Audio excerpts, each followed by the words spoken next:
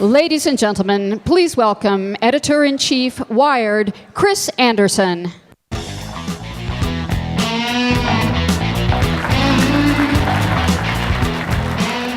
Good morning. Good afternoon. It's been a short day. It's a privilege to be up here moderating a panel of fascinating people who have an unprecedented insight into the future of technology and work. We're broadly going to be talking about the so-called consumerization of the enterprise. You've heard this phrase before. It dates back really to the days when video games started pushing personal computers faster than spreadsheets did. But now three trends are making it real in a way it never was before. The first, of course, is mobile. The shift towards smartphones and tablets, not just for home, but everywhere, becoming our preferred platform of choice as we engage with the world of information. The second trend is, of course, the cloud, the shift outside of the lockdown data centers in the enterprise, where data is everywhere and accessible any place.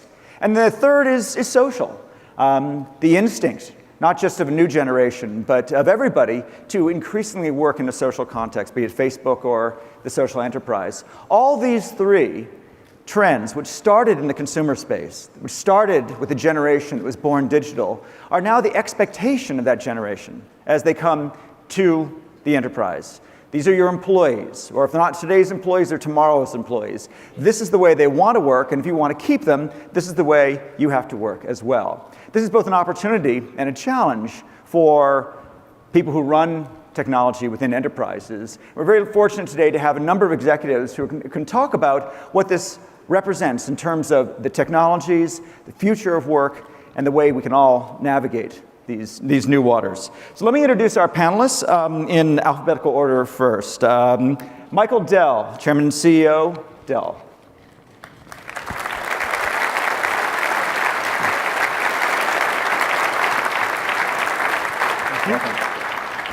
Incoming CEO of VMware, Pat Gelsinger.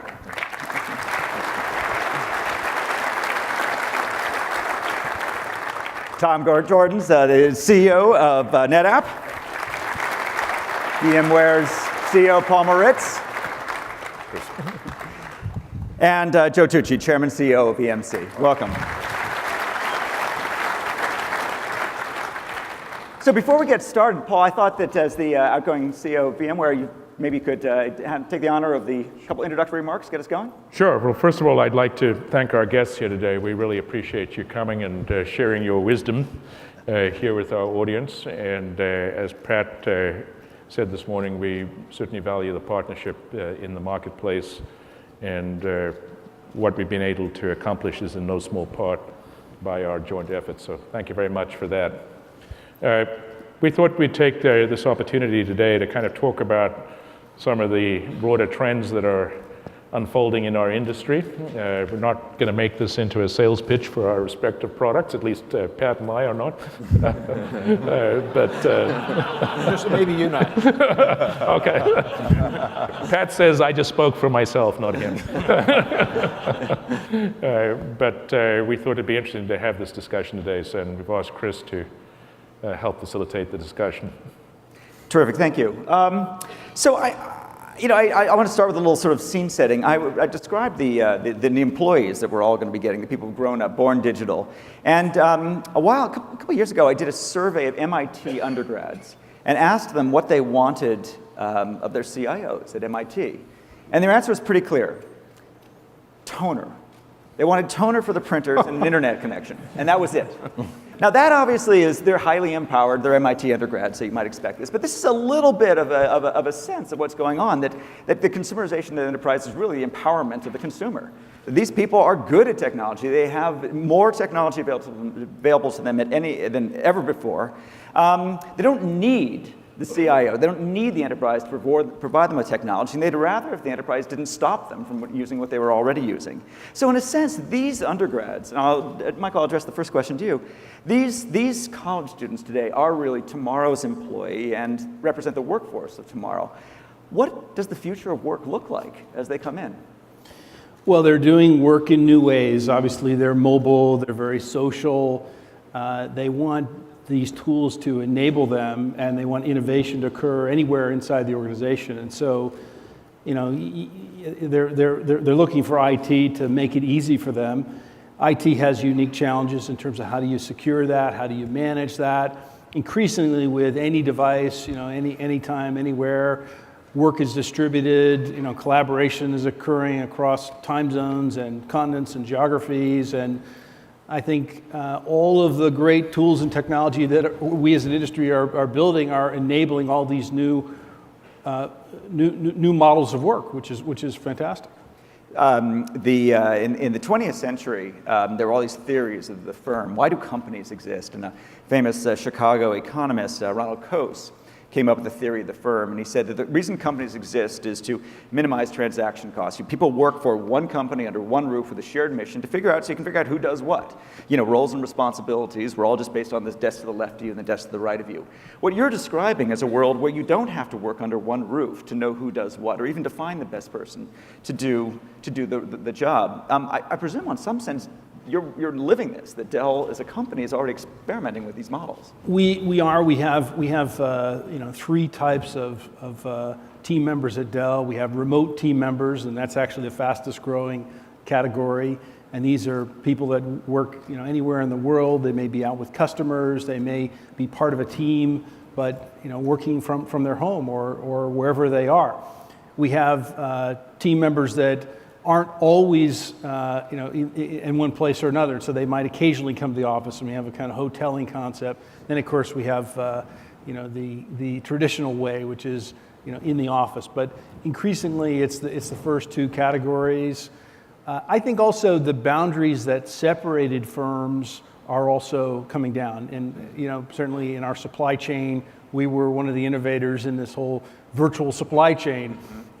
Business process, you know, innovation is enabled by technology, and that's what we're going to see more of. And certainly, you know, the new modes of working are enabled by all the great tools that we're able to create. But it's got to be done securely. I mean, there's a big point here. If you think about in the past, where you had a company device, a company network, and a company set of applications. Well, now you could have none of those things. You know, an individual's device on a third-party network with third-party apps. This is a real security challenge. And so, you know, virtualization can help address that, but there are big challenges here not to be overlooked. And obviously it depends on what kind of business you're in and how sensitive the data is, but security has to be really paid close attention to. Let me follow up with some of you others. Actually, Paul, let me throw one to you. Michael just talked about security. So, you know, in the old world, security was relatively easy to ascertain. You issue the employee a desktop. The desktop has certain rules. They probably don't have administrative access. You can decide what they run, where they run it, et cetera. Now they've got an iPhone. They got God knows where, an iPad. You know, they have they're on an AT&T network. They're on a hotel network, et cetera. Given that we have so little control over the devices and the networks themselves, is security bound to be less secure, or are there solutions? Not necessarily. You know, security is obviously becoming a greater concern precisely because we can no longer wall ourselves off. We're living in an interconnected world, and we have to expose ourselves digitally to other parties in order to do business. So what we really see happening is security is developing in 2 dimensions. One is that security used to be exclusively about putting controls and checks on physical boundaries.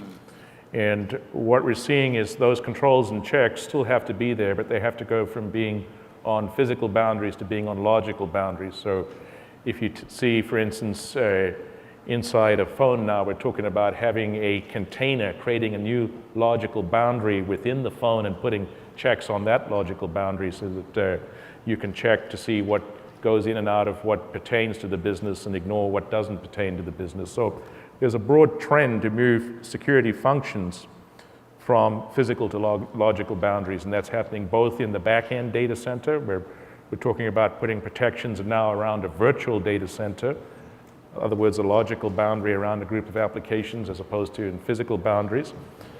And secondly, security is becoming behavioral. In other words, so it's becoming more like fraud detection. So you have to look at the behavior of what's going on, whether it be the behavior of a person or an application, and saying, is this normal behavior or not? You probably know that when you go to your bank's website today and type in that password, you've just put up table stakes. At that point, they're still continuing to watch you all the time and score you against a risk profile. And if you're coming in from an unusual IP address and you're seeking to transfer $100,000 from one account to the other, your risk profile is going to go through the roof, and they'll ask you to give you, some other additional form of authentication at that point in time.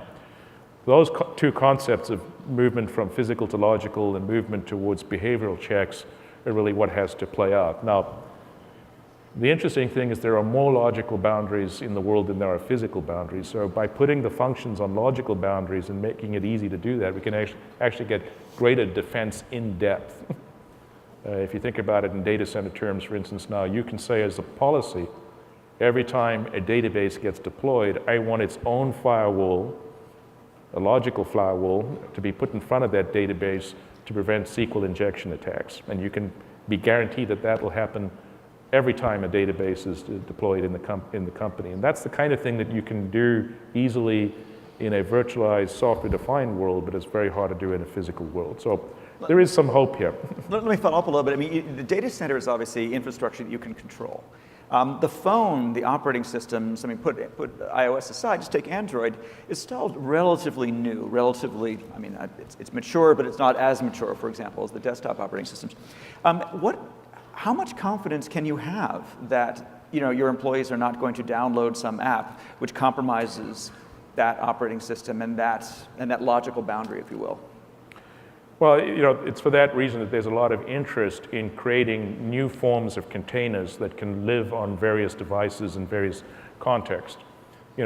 We at VMware, I said I wasn't going to plug our products here, so I'm the first to break this. But, have created, for instance, a very strong form of a container for a phone, which is a virtual phone, so that you have literally two phones in one phone. One contains your business life, and the other contains your private life, and the business doesn't have to worry about what's going on in the private phone that lives with your business phone on the same physical hardware. Whether users are going to like that, whether they like having a split personality and having a schizophrenic phone in their pockets, I'm not sure, but there's going to be a lot of experimentation with these different kinds of approaches to address precisely the issues you're raising. Terrific. Joe, let me switch to you. We've been talking a lot about what the next generation of employees want, and we're talking about how to reduce the risk of what they want. How about innovation? There was once a day when IT departments were looked to bring technology into the enterprise, to introduce new things. Increasingly, the pace of innovation in the outside world is so great that it's hard for any one organization to keep up. Does this transition that we're talking about, the cloud, social, and mobile, does this represent even a harder challenge for innovation within the enterprise, or is it in fact an opportunity to finally regain that throne? I think it's different, but we've reached the age, for sure, where I think most of you would agree. You can get very little productivity gains without the use of information technology, very little. You can get very little innovation without the use of information technology.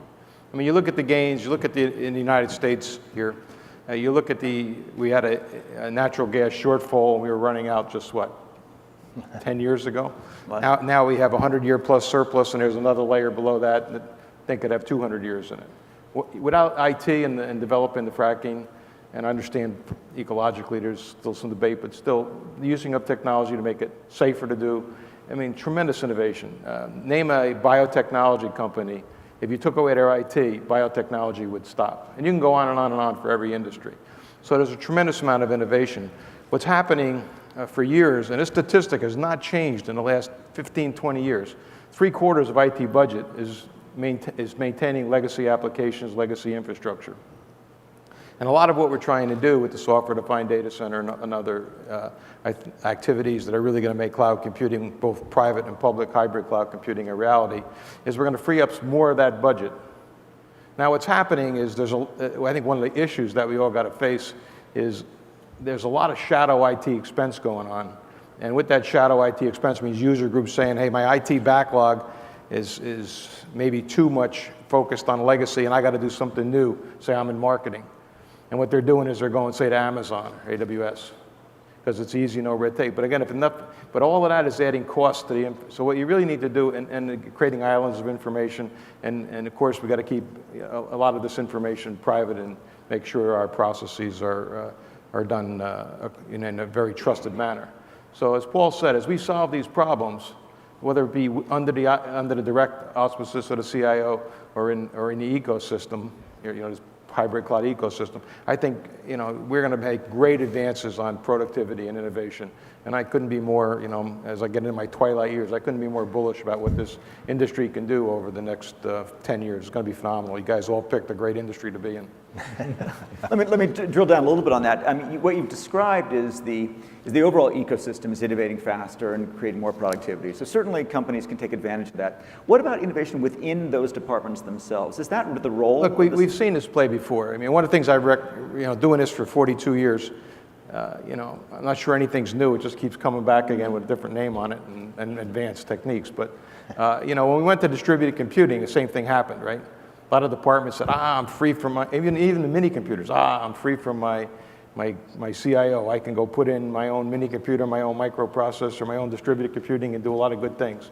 And over time, a company found out, hey, to really become great, we have to be tied together. And Michael was talking a little bit about that before, right? There's many ways Dell operates, but again, there's certain things Dell stands for that they've got to deliver to their customers, and which is what it's all about. And therefore, you can't let those. So we're in the early phases, and now it looks like there's a lot of spots of life. But we're going to find ways, and we think this hybrid cloud computing and software-defined data center, other things that we talked about at this conference are going to be ways to create that. But again, you'll see it'll come around to where we got to have some semblance of order and make sure that we do this in a trusted and secure way. Tom, let me turn to you. When you look out at your customer base, what are the barriers to taking advantage of this kind of innovation, both cultural, legal, administrative, organizational? I think the barriers are well known. We talked about security. We talked about organizational, which could be anything from span of control to responsibility to job protection, and frankly to regulatory. I mean, clearly we've got regulatory concerns about the migration of data through international boundaries and things of that nature. So, I think we can spend all day talking about the obstacles and what stands in our way. But let's not lose sight of what we're talking about. I'm with Joe on this point. As we're talking about the productivity, we're talking about the engagement, and we're talking about enabling the capabilities of our knowledge workers, probably the difference makers in our organization. So when I think about the problem more broadly, independent of the technology, the way I look at it is, I tell CIOs, it's a new world. And in the old days, you had to keep the lights on, and you had to keep the systems up, otherwise you get fired. So now it's a new world, and all those things are still true.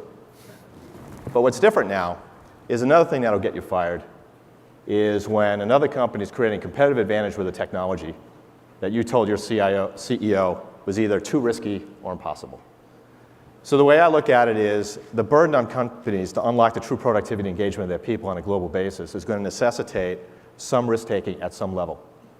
And the flip side of it, I would also add, is that it's also an enormous opportunity for innovation from a technology perspective to solve these problems. So I'm far from the belief that these are unsolvable. Clearly, there's an integration component that needs to be done today with the level of technology, but we're seeing innovation. In search of a problem that's got an opportunity behind it, I think we'll see tremendous innovation. So I'm optimistic we're going to make progress. But the idea that we're going to be paralyzed by the obstacles that are in front of us, I consider to be unacceptable. Because people are going to take that risk, people are going to find a way to solve this problem, and they're going to create opportunity and competitive advantage for their firm by doing so.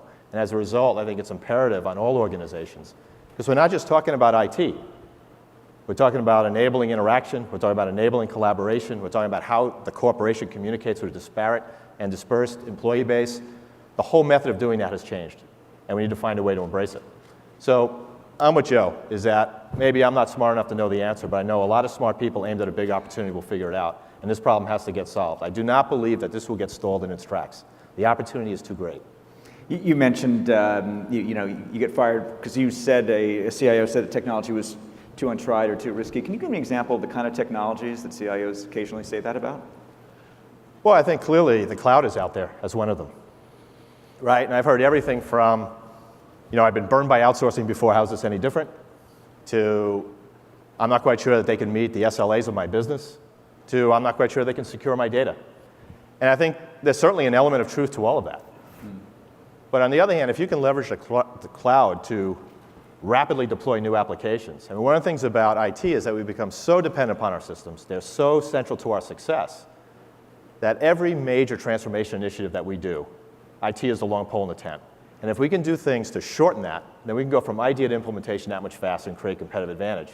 So if we can leverage the cloud for proof of concepts or experimental programs and all of those things, and the risk you run, to Joe's point about shadow IT, I think is fair, and that is if you build all these things and they're not collaborative and they're not integrated, then eventually you end up with a whole bunch of islands of information and you get to sub-optimize that asset. So I think for us, if I look what's out there, I think that the cloud is a new technology that's out there. Certainly virtualization to drive the cost points and the flexibility is key.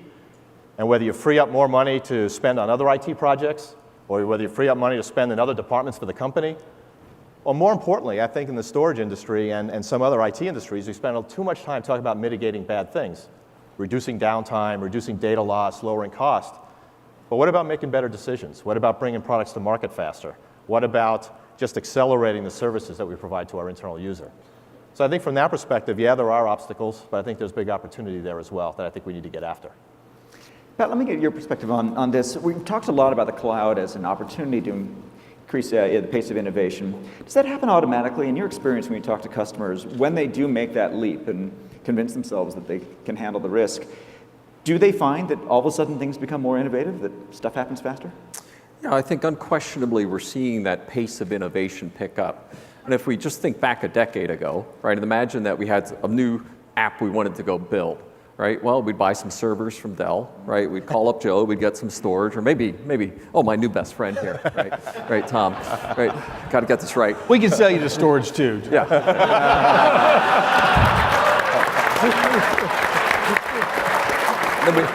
And we'd call up John, right? And by the way, John apologizes. He has this worldwide sales kickoff, or he'd be on stage here as well and get. We got that covered too. So. Oh, you got it all, man. You got it all. Oh, thanks, buddy. Yeah. And looking after you, Pat. Yeah, my new best friend. Okay, but it would be some amount, months until we'd have this built. And then we'd also, even as we had the time barrier, we'd also have the economic barrier. Imagine if you wanted to tackle a really big data, social or mobile new application. The scale, right, that would be required to do it is an enormous economic barrier as well, right? And finally, a geographic barrier, right? I need to build the data center, get it all there, have the right people sitting next to it. In the cloud era, we've destroyed time. We've destroyed the economic barrier. Hey, I'll go rent them, right, for a few hours to test out the app, right? And it could be done anywhere. Right, so this amount of innovation that you now have enabled on a global basis when you've taken away time, economics, and geography really is a pretty fabulous thing to watch. And that's whether it's private or public cloud resources that are now being enabled literally with a few clicks, right, and at a fraction, right, of the economic cost as there was before, literally to any human on the planet who has a bright idea. Right, and this to us is, part of the reason that, we're so frickin' optimistic about what's going to happen in this generation is we're just getting started. Right, the efficiencies that are possible as a result of this are just starting to come into play.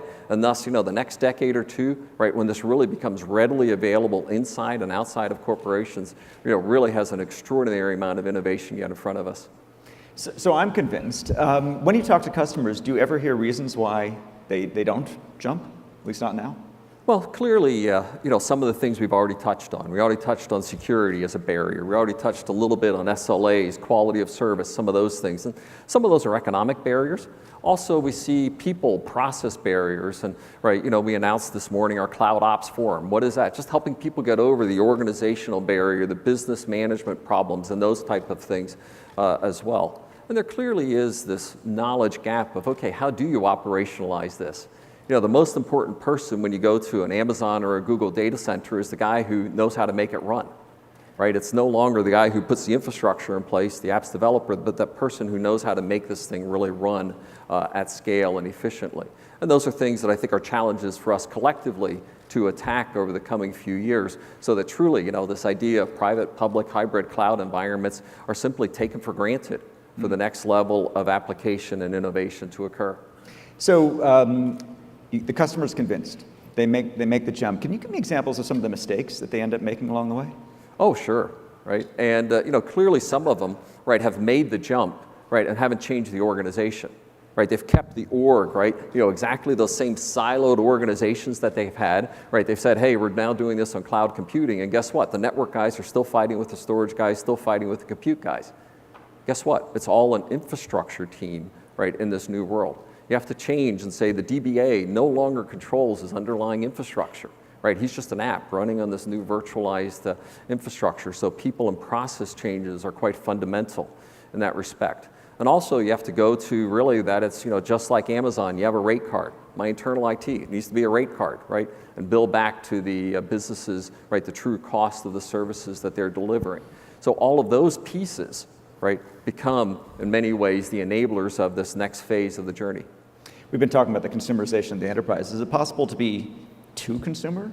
Do people ever go too far in adapting to the requests of their employees? Well, I think like any good firm, right, you're trying to figure out this yin and the yang, right? And as we see our objective is enabling, right, this cost of IT operations to dramatically decrease so that you free up a bunch of budget for this new innovation to occur. And if you just let all these new animals in the zoo, right, without any view, right, of how you're going to manage them, secure them, et cetera, right, the chaos on the other side can be almost as, as bad as the, right, the calcitration that occurred in the current environment as well. So it clearly is embracing the future, but also freeing up enough dollars and innovation from the past to enable it as well. Michael, one of the aspects of the consumer, internet is open source. From Linux to Firefox and MySQL and all this kind of stuff. It's kind of, whether we know it or not, woven into the consumer internet. And yet there's always been some mixed feelings about that in the enterprise. How do you think that open source fits both into the future of the enterprise, and how does it change the face of innovation there? I think we've seen a pretty dramatic shift here in the last decade or so with collaborative innovation, particularly in open source, occurring across large numbers of teams and people all over the world. Certainly Linux is a great example of that. Pat, I saw some OpenStack fans out there, Yep. So, at VMworld. So, I think we're seeing a number of these movements that are bubbling up and gaining a lot of interest and excitement. Sure, it takes time for them to mature to where they are, deployable in mass and in scale. But I think it's definitely an important part of the way IT is advancing further and faster. Can you say a little bit more about OpenStack and what does it mean for, if you have to advise the audience out here how they should take it, what view they should take on it? How's it going to change their lives? Well, what's interesting is you've got a very large number of companies in the industry. I'd say perhaps the overwhelming majority of companies in the industry, certainly the large and mid-sized companies, have signed up to participate in some form or another, and a number of them have jumped in sort of all in. Mm-hmm. But it's still fairly early in its incubation and development. Certainly we're very active in this. A number of other companies are. I think that kind of innovation will be very powerful. It'll be great for customers, create more choices. In no way to take away from other solutions that are out there. And certainly, as a leading end-to-end solutions company, we're going to provide customers with lots of choices. And we can't only provide one of these because we serve the entire market out there. I'm going to want to ask one more question for the whole panel, and then we're going to turn to some of the audience feedback. I know you've had the polling app, which has allowed you to both give your answer on multiple choice questions and ask some open-ended questions, which we'll get to. But let me turn back to the whole panel. We've been talking about trends, mobile, social, cloud, et cetera. I'm interested in trends that have surprised you. You guys know everything and see everything. What over the past year, I'll start with you, Michael, what trend has emerged that surprised you? I think some of the macroeconomic instability, that's certainly been somewhat of a surprise. Sure. By that you mean that the economy is weaker than you expected? Sure, yes. Yes, I wasn't referring to it being stronger, if that's what you mean. Okay. Stability could go both ways. Pat? Well, I think that we continue to see the waves of IT just tremendous, right, in their oscillation. And I think how quickly we've seen social move into fad and out of fad, right? And now, right, very quickly. And social out? I had no one told me. Well, how quickly, like the whole Facebook, right? People coming in and out of that, and how we monetize out of Facebook or out of the stock? Yeah, out of the stock, right? That's different than social. Thank you for pointing that out, Michael. Yeah, and just how quickly the trends, right, of the IT industry continue to ebb and flow, right? And just seeing this, euphoria. I mean, we announced the Nicira acquisition. And all of a sudden, the entire hardware industry and the networking is in free fall. What lunacy, right? We continue to be just driven by these hype cycles of the industry so, right, spectacularly. And, guess what, right? This adoption cycle continues to take time to mature and deliver these technologies in a fundamental way. Tom? Probably, one thing was we talked about the cloud and how the cloud's going to play out. And yes, questions here. And at least from my perspective, one of the things when you get surprised, the audience is out there saying, well, that idiot was surprised and we knew this all along. But I'd say one observation that I had was around the cloud was I think there was a conventional wisdom that the cloud was going to become a dominant paradigm amongst mid-sized enterprises. And if I had an observation, I'd say that the cloud is actually getting more play actually with larger enterprises. So when I look at the cloud activity that we see out there, it isn't that the mid-sized enterprises aren't considering it. And certainly new companies starting from scratch, I think, are clearly moving in that direction. But the interest from the large-scale enterprises, and the fact that it's not an all-or-nothing proposition, the fact that the cloud is going to be a mix between on-premise activity and off-premise activity, perhaps even the same application in both scenarios. So certainly the ability to manage data in the cloud on a hybrid fashion, I think is turning into a very, very interesting play in the evolution of this technology. So I think the play was enterprises, they're too macho to consider the cloud, and the mid-sized enterprises would move first. We really haven't seen that. We've actually seen a lot of experimentation from the enterprises and much more interest in a hybrid component of both on-premise and off-premise in an integrated fashion with a set of tools to manage it all. Paul? Well, one interesting trend there's two I'd like to comment on. The first one is that if current trends continue, it won't be long before VMware's market cap exceeds that of Facebook.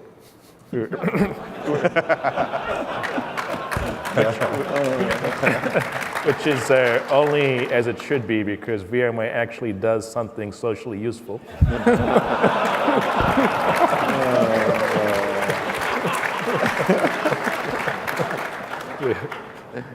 But more seriously, the interesting trend that I've seen. You can tell Facebook doesn't use VMware technology. The interesting thing I've seen over the last year is actually a deepening realization in our enterprise customers about the depth and the scale of the transformation that they're going to need to make. And as part of that, a realization that they can't take everything forward. That IT organizations are turning around back to their customers, their constituencies inside enterprises, and say, if you want us to be able to deliver what you're asking, which is fundamental new levels of agility and the ability to bring new services to market very rapidly, you're going to have to give us some leeway. We're going to have to leave some of this legacy behind. We can't just continue to sprinkle more management fairy dust on top of everything in the zoo and hope that somehow all of it is going to become automated. So there's a deepening realization behind customers that there's some interesting and hard choices that they're going to have to make, and those choices are going to have to be made, in some senses, by their business partner partners inside the enterprise, because they're the ones who are going to have to let go of certain things. So that's an interesting change that I've seen over the last 12 months. Mm-hmm. Yeah. Joe? Well, Chris, I mean, the exact question is what has surprised me this year. I mean, I'm not sure it's been a surprise, but what I'd comment on is it's interesting to watch the adoption of technology. And as you watch it over time, I mean, two things always happen. I mean, new technologies come and they ride like this, and all of a sudden they have an upward spike. And what's amazing me is how short that horizontal trend is and how steep the vertical. And when that steepness comes, two things happen. A massive disruption of players, and some of the massive disruption of, and I don't like to ever slam anybody, so I'm not going to use any company's names, but you could fill in your favorite. And you could see, take the mobile industry, how the massive disruption of certain companies and how new companies have gone to great prominence and how fast that happens. So what I see, every year, that it's the horizontal line of how fast it takes to get the kind of volume is really compressing, and then when they go to volume, how fast that happens and how disruptive they are. But also, on the other hand, how opportunity-rich they are for companies that play it right. Can you give an example of something that fit that bill in the last 12 months? That's what I said I didn't want to do. You said you didn't want to name a company. I'll give you one that's Did you hear me happening say right that? now. You said you didn't want to name a company, maybe a technology or even a... Well, I think mobile phones is where it's been the most dramatic. I mean, if you look at some of the market caps, right, which is the shareholders voting, if you will, with their dollars or yen or euros, whatever they're voting in.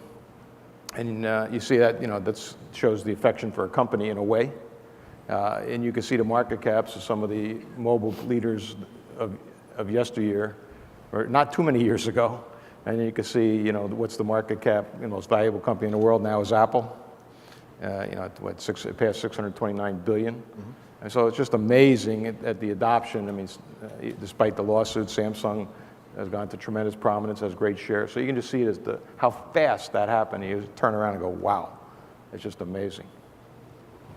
I think, this last decade we had obviously enormous adoption of server virtualization, and we had waves of storage virtualization. Now we're seeing an S-curve adoption of client virtualization. Mm-hmm. And that's absolutely taking off in an enormous way. You see it out here on the show floor at the Dell Wise booth, and we're seeing tremendous growth in that sort of offering. And if you pull all this together and you think about all these mobile devices and how do you actually secure the mobile environment, it probably involves virtualizing the corporate client and then having it show up on any device that the user may have, whether it's their own PC, a tablet, a smartphone, whatever it may be. And that's exactly what we're doing. Terrific, thank you. So you all voted. If the technology gods are with us, maybe we can bring the results up on the screen. There we go. So of the following, which most closely matches your view of the current status of the cloud? So a pretty strong majority believes it's turning into a viable option, and that was turning into a viable option as opposed to a real option today. So panelists, does this surprise you? Does this correspond to your own perspective? No, I think that's a pretty, I think that matches the sentiment of our customers. Yeah. Could one of you speak to what you see as the distinction between turning into a viable option and a real option today? Well, I'd say that's probably a function of what you want to use it for. And I'd say before I'd start, I'd say to my loyal customers at Facebook and at RIM, I didn't say that. He used the name. I think, one of the things you talk about, it depends on the application, and it's developing a comfort factor around the cloud. So, and we hear about security in the cloud, but you could argue that one of the original software as a service capabilities was ADP. It's been doing it for a long time, right? It's got employee information, very sensitive information, and we've all gotten used to it because they've lived up to the promise. Mm. And I think that's going to be the case. I think as long as the cloud has flexibility advantages, has perceived cost advantages, it's always going to have a level of interest. And it's either going to live up to the expectations set for it or not. And I think that people are starting to experiment with probably things that are less than mission critical. And in those particular cases, perhaps it is completely viable today. Mm-hmm. And there's probably another set of applications where perhaps it's not. Understood. So I think that if you put a specific set of applications, you might not get the exact same mix along the way. But I think that the real test of the cloud is, will it live up to the promise? Its potential is unquestionable. I think the value proposition is well understood. And the question is, will it deliver on performance, will it deliver on price, and will it deliver on security? And time will tell. And I think there's unquestionably a set of applications where that is true today. Terrific, thank you. The second question, which we could bring up the results, please.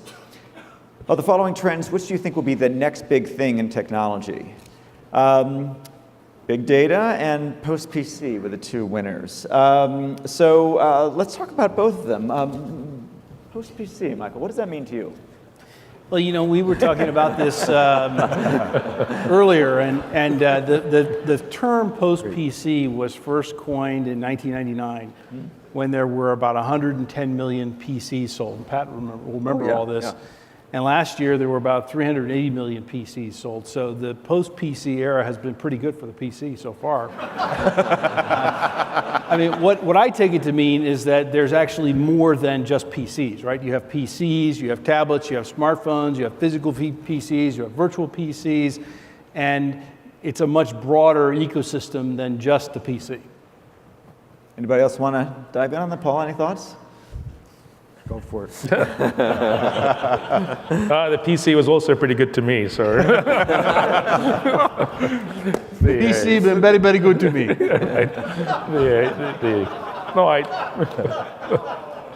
I think it is, as Michael said, that we're going really into the multi-device era. And, there's a definite role. Certain tasks can only be done on a big screen. I defy anyone to edit a PowerPoint presentation on your mobile phone, and it's not a very happy experience. Keynote on the iPad is really cool. Yeah. Just saying. But there are certain things that really benefit from having, a different experience. And the reality is it's not one over the other. It's really how do we bring these things together in combination. So even though I have been known to announce the onset of the post-PC era, the really way to articulate is really the multi-device era, and how do we enable people to get a coherent environment across multiple devices. Yeah, I mean, I think that Michael, you're probably hinting at this before, but there's really sort of two camps that use the phrase. One camp is very much looking at it as a kind of an anti-Microsoft sort of, perspective, maybe due to long decades of battling with that company. And others more looking at the kind of agnosticism of the sort of, any device, anywhere sort of notion, the PC being part of an ecosystem, as you say. I think the other aspect of it is that the nexus of application innovation, right, has moved as well. Yeah. Where it used to all be for delivery on the PC, where now it's very much, how do I deliver it in these social, mobile, multi-device experiences as well. And all application development has shifted as a result of that. Clearly, some things are still hard to do, PowerPoint on your iPhone, but guess what, right? The focus of application innovation has moved. Well, that was the winning choice from the audience, so obviously there's something going on there. The second was big data. What does big data mean to any of you? Well, the floor is open. It's a term that's a little vague, and yet we know there's something going on there. Anybody want to explain what's taking? In my view, if you look at how enterprises make decisions, they're made primarily looking backwards out of the structured portion of their information that's in a database. Right? That's what most data warehousing, data mining does. And you think about the world's data, that's a tiny, tiny portion of the world's data, because most corporations have at least 75% of their information that's unstructured or semi-structured. Now you go to the world, it's 90% unstructured. So you're a company or an enterprise, you have partners, and then of course there's the generally available information that's going to be more and more available on the internet. How do you combine your structured data, your unstructured data, your partner's data, which is mostly unstructured, and then all the public data that's available out there in the internet universe. Do that in real time. Do that with predictive analytics so that you can make better business decisions. That's what big data is to me. So you look at it more for the nature of the database, the relational database versus unstructured. What about the big element? Well, I looked at it more about it's beyond your walls, right? I'm saying it's more expansive inside your walls, and then basically, I think one of the holy grails of all information is location data. Yeah. Which very, very few companies can get. You have to go to a partner source or a public source to get that data.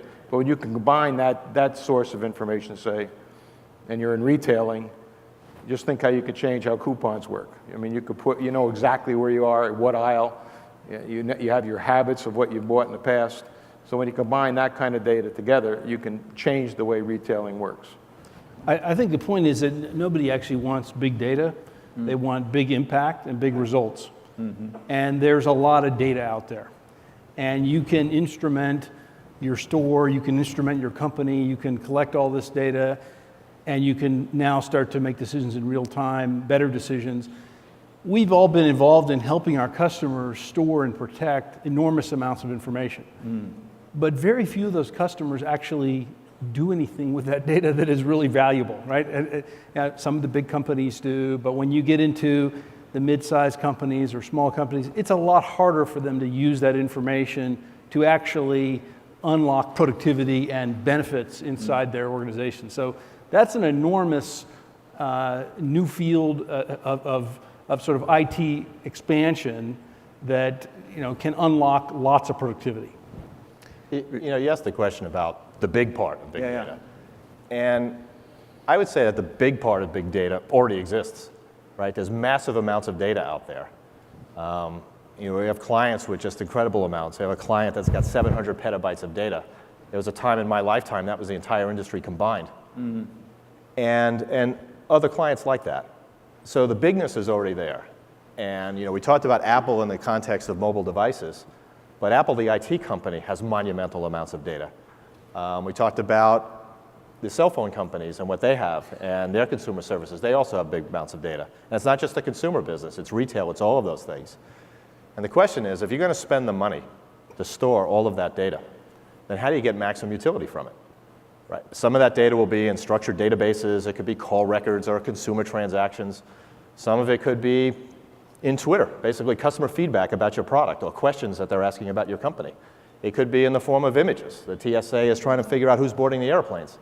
So the question is, the bigness, I don't think is new. I think it's basically utilizing new technology, parallel processing, to basically take all of that stuff that you have and somehow monetize it in some way, either deliver more value to customers, make better decisions yourself, or bring products to market sooner.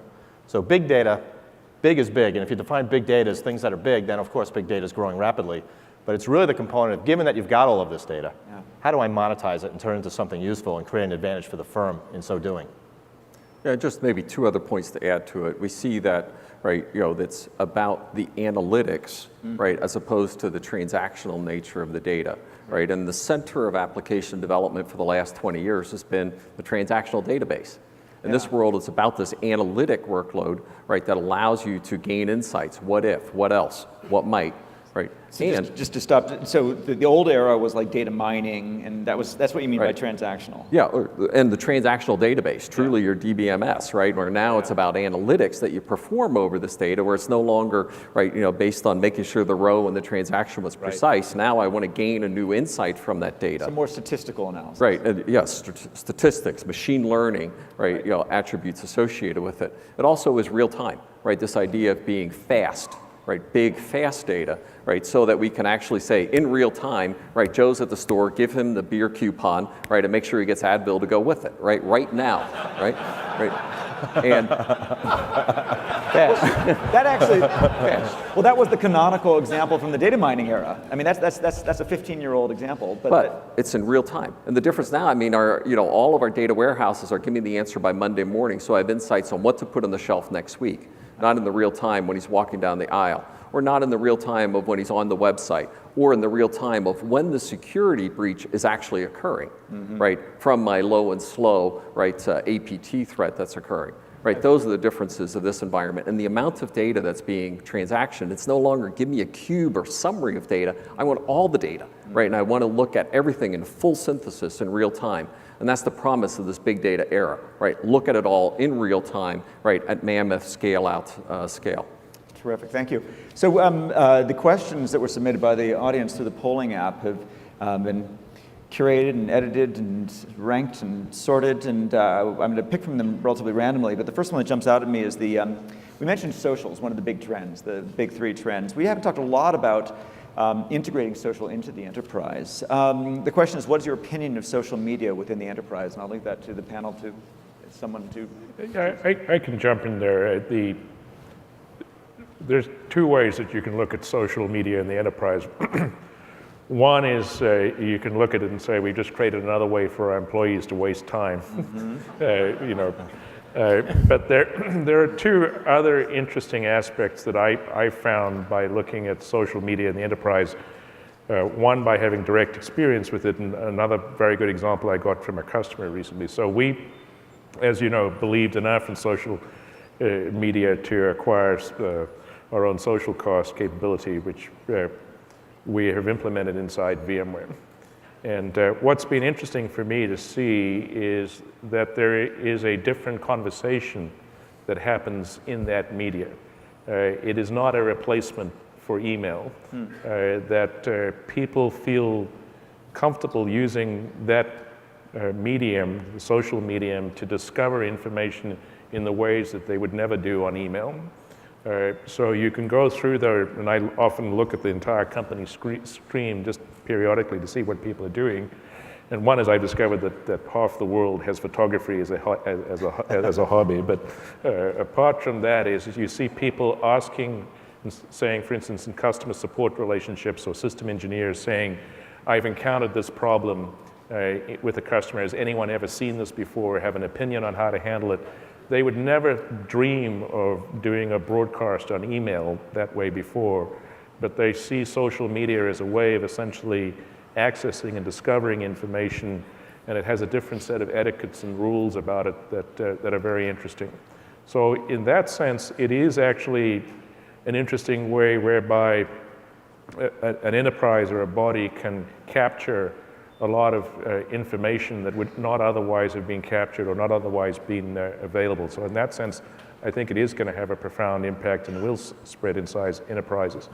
The other one's kind of a fun example that came to me from one of our customers who, believe it or not, is in the jet engine business. And they have started to tackle a very interesting big data problem, which is that they're a large manufacturing conglomerate. And they realize that everything they make, from a fridge to a jet engine, is going to have telemetry on it in the future. In other words, everything they build will have the ability to be constantly dialing home and reporting its status, and there's going to be this huge flood of information that has to go somewhere. And they want to use that to help transform their business models. And in the jet engine case, they've already transformed their business models, and largely they don't sell jet engines anymore. They sell power by the hour. In other words, they contract with an airline to provide 5,000 hours of power or 10,000 hours of power, and the engine stays on their books, and they're responsible for the care and feeding of that engine. So in that scenario, if they can move from scheduled maintenance, which is extremely expensive because you have to take the engine out of service, et cetera, to on-demand maintenance, in other words, if they could be using the telemetry and be monitoring that telemetry constantly and saying if they're detecting unusual vibrations or something, that's when they can know they should take the engine out of service and service it, as opposed to doing it every 2,000 hours or whatever. That could be hugely important for them. But when they start detecting that anomalous vibration of an engine that's in flight, they don't want to go through a traditional workflow and submit a trouble ticket, and hope that the center will reply via email in 3 days' time. They need to, at that point, trigger an instant reaction to pull together a body of people who can look in real time at these anomalous signals that are coming in and make a decision about what to do about it. So they initially came to us and said, we think we need a social medium to replace essentially the traditional business process workflow for these kind of mission critical situations. So that's another interesting way that I actually realized that the social media inside the enterprise is going to affect, in fact, not just the way we capture information, but potentially processes inside the enterprise. I think there's some other aspects here. Certainly the speed to innovation and collaboration across the organization is a big deal, and we see that active inside Dell, where ideas and actions flow very quickly across the company. The other one is the connection with customers. We get 2 billion conversations a year with our customers. Increasingly, those are social. So if you think about this in the context of how do you co-create with your customers, how do you learn from your customers, how do you strengthen that bond and that relationship. Increasingly, it's in a social context, being able to do that efficiently, monitor and understand all that data, and synthesize it into valuable insights and better decisions is a big deal. I think what I'm hearing when you all talk about what's unique about the social aspect is two things. One is that it lowers the barrier to participation. You don't have to sort of feel this is something important enough to broadcast, you just broadcast it. It's a stream. And the second is that you don't need to know to whom you're broadcasting. It's an unbounded set of recipients, because you never know who's going to find it most useful. Is that a fair description of what's different about social? If I could just add one thing to it on the social media, I'd say kind of the questions have a little bit of a kind of a what if or a what about to them. And if you look at the evolution of technology, I could just speak to my own experience. So the first PC I ever used was at work. First email I ever used was at work. So those were all game-changing things for me. They taught me about all of those things. In its day, that was a big deal. But that's not true anymore. Right? You have people that have devices that they know how to use, and they come to work with them. And they're using a set of tools that have already been vetted in a very, very competitive market, and this group of people have chosen that these are the tools that they want to use. And if you're going to come to them and say these things that you're familiar with, that you're fully trained on, that you're already expert in, that you like using, that are superior to anything else that's lost in the competitive market, and you can't use that, we're going to give you something different. Simply, I think, from a productivity perspective, nothing great was accomplished by people that didn't want to do something, right?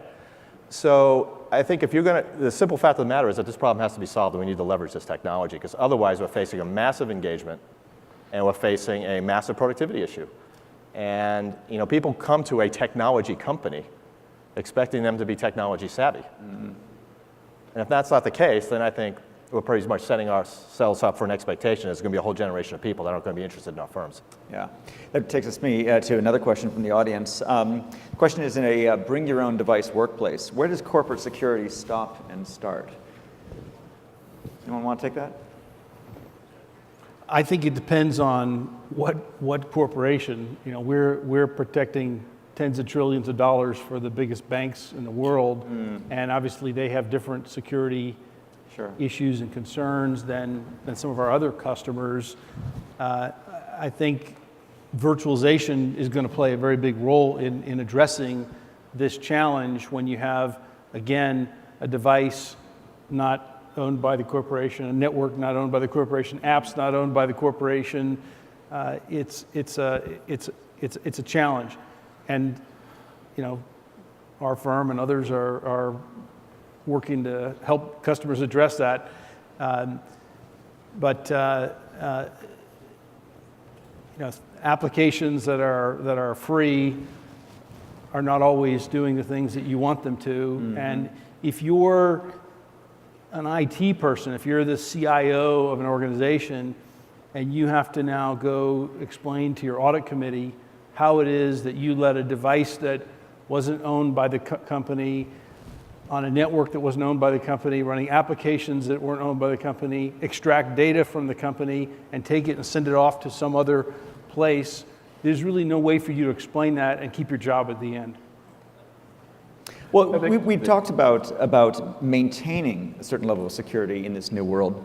Is it also possible, banks aside, that maybe we will live with less security? That we just accept that comes, that in a world where your employees aren't in your workplace, they may not be your employees anymore, you have a more permeable membrane between customer, employee, contractor, et cetera. That haven't heard any of our customers ask for that. No one's asked for less security. I think the comment on this is the challenge here is we have to be constantly finding the right balance, and that's a moving balance over time.